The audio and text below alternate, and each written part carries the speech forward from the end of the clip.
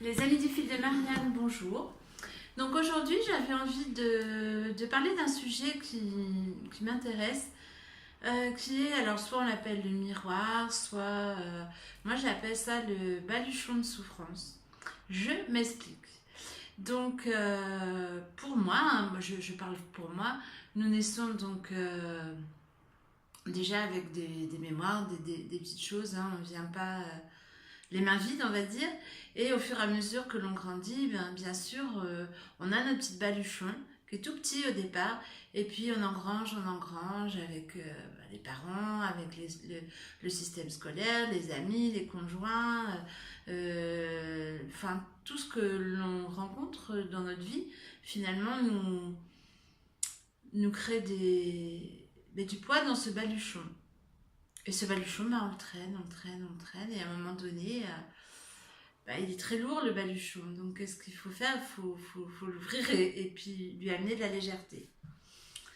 Et la façon d'amener de la légèreté, selon moi, euh, c'est lorsque l'on rencontre quelqu'un et que ce quelqu'un vient nous chercher profondément, que ça titille. Je ne parle pas de voilà, quelqu'un avec qui on discute et puis ça nous travaille 2 secondes et on oublie. Non, je parle d'une personne, alors c'est vraiment nos parents, nos conjoints, nos enfants, enfin quelqu'un qui vient vraiment nous chercher et que ça turbine là-haut et on y va et on tourne, on tourne, on tourne là-dessus.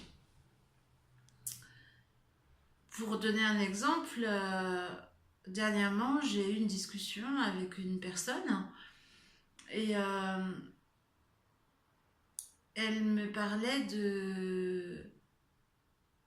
elle me disait tu devrais faire ceci, tu devrais faire cela et ça a duré un petit moment comme ça et ça commençait à venir me chercher et ce qui remontait c'était de la culpabilité.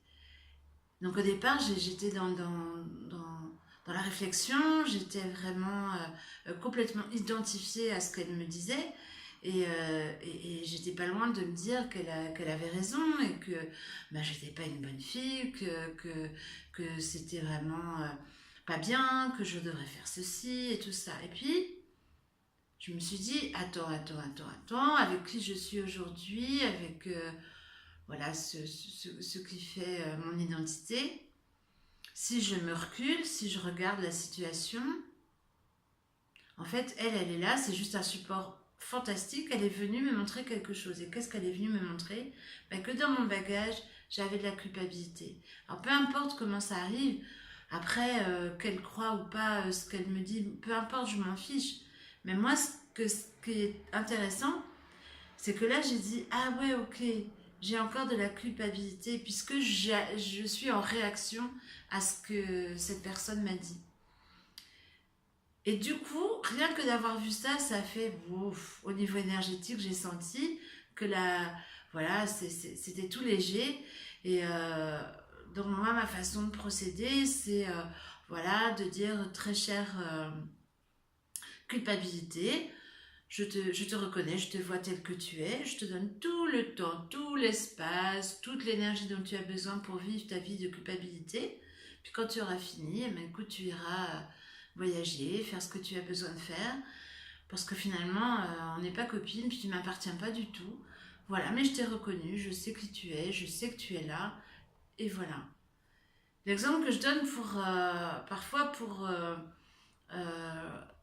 imager ça, c'est toujours, vous avez remarqué, quand on est au téléphone. Moi, je me souviens quand mon fils était petit, que j'étais au téléphone, mais c'était incroyable. Il pouvait être en train de jouer, de faire n'importe quoi. Il fallait qu'il vienne me tirer sur le t-shirt, maman, maman, maman, maman.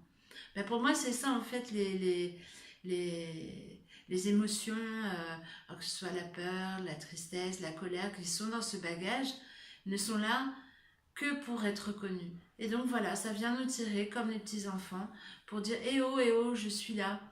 Et puis et voilà, du coup ça s'allège et c'est très simple. Moi je trouve ça très très simple comme technique. Et du coup dans la pratique c'est ça, c'est de ne pas s'identifier.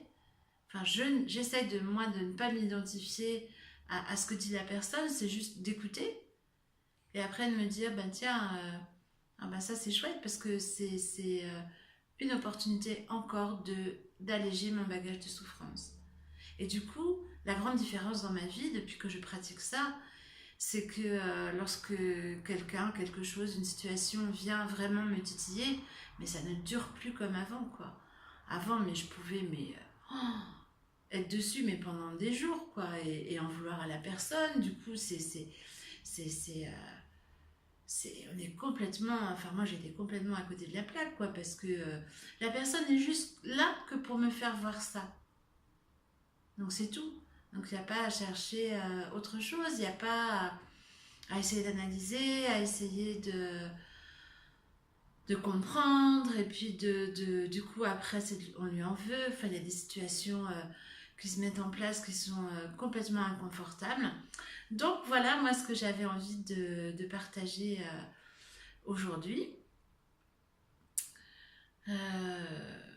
Parce que je trouve que ce bagage de souffrance, quand on commence à l'alléger, ben, la vie elle est quand même drôlement plus fluide, plus facile, plus cool, quoi. Et puis aussi de se dire que tout ce qui arrive, enfin voilà, tout est parfait. Je ferai sûrement une autre, euh, une autre vidéo là-dessus parce que ça, enfin, on en a tous des exemples de situations où on était complètement pas bien. Et puis finalement, on se rend compte après que si ce n'était pas arrivé, ben voilà, on vivrait pas ce que l'on vit après. Donc tout est toujours parfait. Voilà. Donc je vous dis à tout bientôt. Je vous embrasse. Ciao ciao.